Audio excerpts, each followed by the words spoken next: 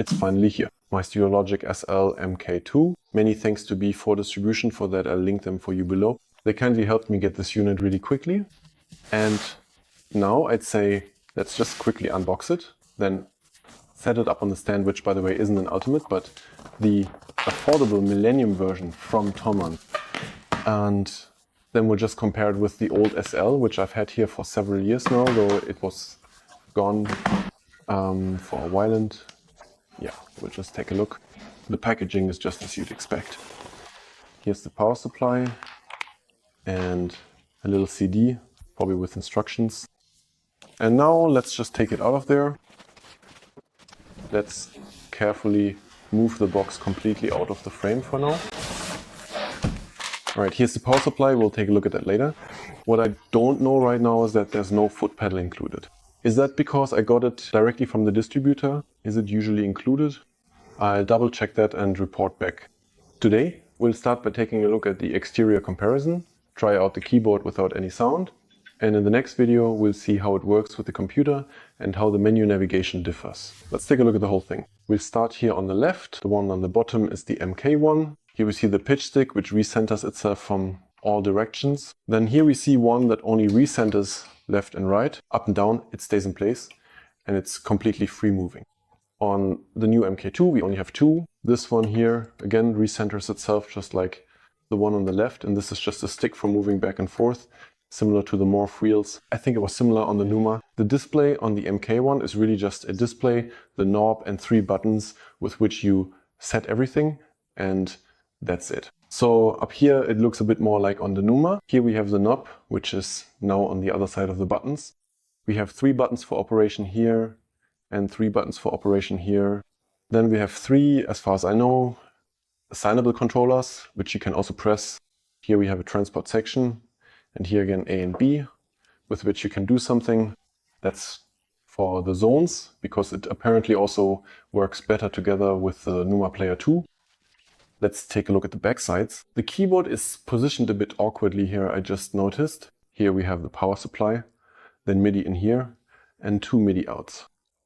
And then here we have the USB-B and 4 controllers. Here we have 2 pedals, then a volume pedal, and over there so an expression pedal and then a universal pedal. It looks a bit different on top now. Now we have the interface included. Here we have audio out, left and right. Of course, the headphones, which we also have. We now only have 3 pedals here instead of 4. That's probably the system pedal that's assigned by default. Then the second one, and here you can probably also connect a triple pedal, I think.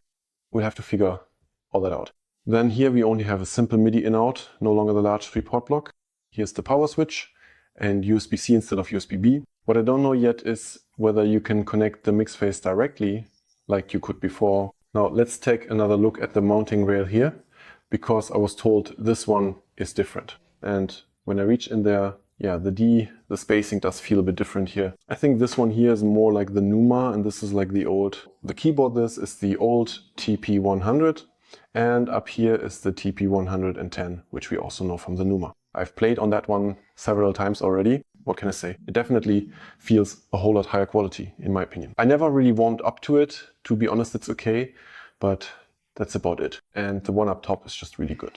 I'd suggest that in the next video, we just turn it on, turn both on, and take a look at the menus to see what the differences are. Of course, we'll start off focusing on the MK2. As for the MK1, I have several videos about it that you're welcome to check out as well. And then, of course, we also test the whole thing with the computer, whether I do that here or in my home setup, where I actually want to use it as both an interface and a keyboard. We'll see. But that's it for the start. Let's take a look inside here. Here we find a few stickers, and hopefully the power supply and plug are in here as well. Although supposedly the whole thing is bus powered, and I want to try that out right away. As you're used to, I haven't tried this beforehand. I'm on my MacBook here, cable plugged in at the back. Now let's press on and see what happens. That already looks promising, and it starts up a bit like the Numa. I haven't read the manual yet or done anything. So basically, just like always, now we see the 4 zones here, which we also know from the old SL. Down here, these arrows that let you adjust things, we know those too. Although this actually already looks a bit different. And here you can choose zoom off, zoom enable. Okay, I thought you could just activate the zones by pressing the buttons here. Zone off, zoom in to enable. Okay, perhaps you could also consider doing that as well, you know. But like I said, I haven't checked anything yet. The zones, USB zones in more detail. So there are already some things predefined here. What happens if you click on this? Now we're in zone 1, where I can set the key range. I just showed that earlier.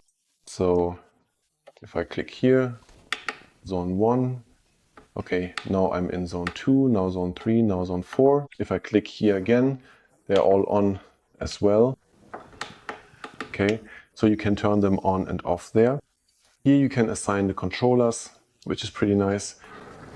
4 controllers are better than none. And what can you do with the A and Bs here? Audio master, mute, and with the second one I'm not sure yet. So we'll take a look at all of that. Of course, I just pressed the buttons randomly for now. Available apps, that's probably for when you've connected the Numa player, so it recognizes it. Here you can adjust the settings. With the SL, this was hidden in the menu. Here you can transpose, set velocity curve, fixed velocity, keyboard sensitivity. So you can adjust quite a few things here. Command channel off. Let's take a look at this classic zoom. Of course, we'll go through all of this in detail later, but these are the basic settings you can make here. And here you can, well, no idea what you can do there yet. I still can't. By the way, just as a side note, the computer here did recognize the interface as an interface, but since I'm currently recording the audio, unfortunately, I can't show you that right now. So here we can now see the key ranges for everything, and we can also see that it's transmitting via USB MIDI. Yeah, I think I just stop randomly now, you know. I'll try again to get into this tree again, to get into this zoom mode, and then go to settings here. Right, then here you can turn it on or off, select the MIDI port, the channel, so that it sends something. Exactly. Yeah, we'll take a closer look at that in detail later. But as a first start, everything seems to be working well.